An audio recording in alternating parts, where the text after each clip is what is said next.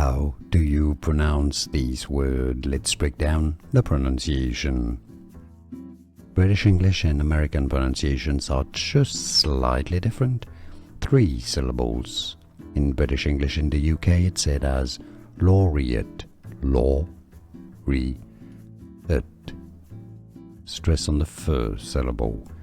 In American English it's usually pronounced more as laureate.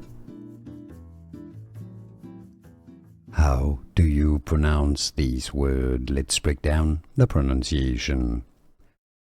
British English and American pronunciations are just slightly different. 3 syllables. In British English in the UK it's said as laureate, law-re-ate. Stress on the first syllable.